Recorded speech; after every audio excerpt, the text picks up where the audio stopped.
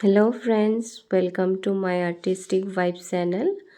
আজি চাওক খনমানিসকলৰ কাৰণে একেবাৰে সহজ এটা লেণ্ডস্কেপ আঁকিছোঁ। এনেধৰণে গছ এজোপা আঁকি দিবা। একেবাৰে সহজ ধৰণে গছৰ পাতবোৰ দেখুৱাইছোঁ। যিহেতু একেবাৰে সৰু সৰু ল'ৰা ছোৱালীৰ কাৰণে গতিকে এনেধৰণে গছ দিছোঁ। এনেধৰণে দুইখলপীয়া গছ বনাম। এনেধৰণে দুবাৰ দেখুৱাই দিবা ডালখিনিৰ ওপৰত।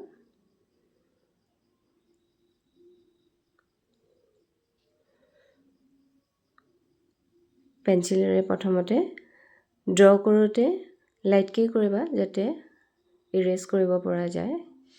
তাৰপিছত ডাৰ্ক কৰিবা বা কালাৰ কৰিলে কালাৰ কৰি দিব পাৰা। পেঞ্চিল ড্ৰয়িং হ'লে স্কেটছ কৰি দিবা। এনেধৰণে ইটো পাৰ অলপ দেখুৱাই দিছোঁ। এইখিনিৰে এনেকৈ নদী এখন দেখুৱাই দিছোঁ।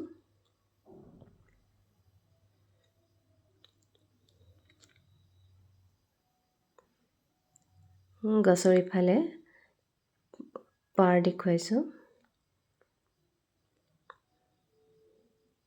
ইফালে এনেকৈ পাৰ দেখুৱাই দিছোঁ।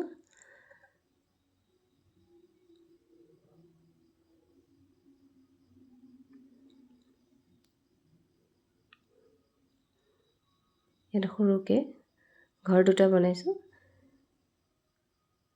দূৰৰ পৰা দেখুওৱা হৈছে গতিকে দৃশ্যটো সেইকাৰণে ঘৰটোতে মই সৰু সৰুকৈ দেখুৱাইছোঁ।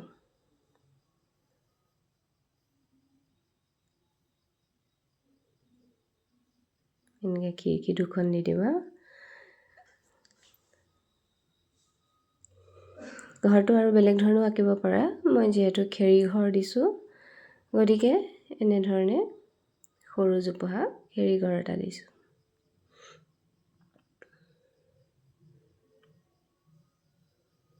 ইয়াতো আৰু এটা দুৱাৰ এখন দিলোঁ, খিৰিকী এনেকৈ দিলোঁ।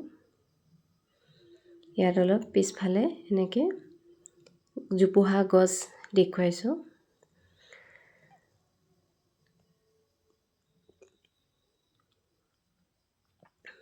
অকণমান লাইনবোৰ মই ডাৰ্ক কৰি দেখুৱাইছোঁ যাতে ধৰিব পাৰা।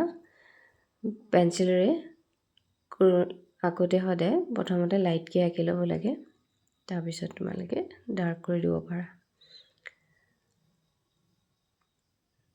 তাৰমানে মই তোমালোকক লাইনবোৰ ক্লিয়াৰ কৰি অকণমান স্কেটছ কৰি দেখুৱাই দিছোঁ। এনেদৰে গছ আঁকিছিলোঁ চোৱা।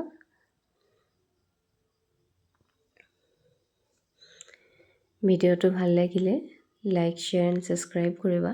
লগতে কমেণ্ট কৰিব নাপাহৰিবা। আৰ্টিষ্টিক ভাইব চেনেলটোত আৰু ভিডিঅ' আছে, তোমালোকে প্লেলিষ্টত গৈ চাব পাৰা।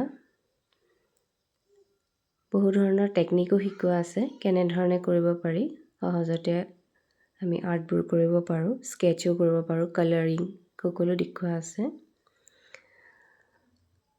লগতে ভিডিঅ'টো কেনে লাগিল চাই পেলাই কমেণ্ট এটা কৰিব নাপাহৰিব।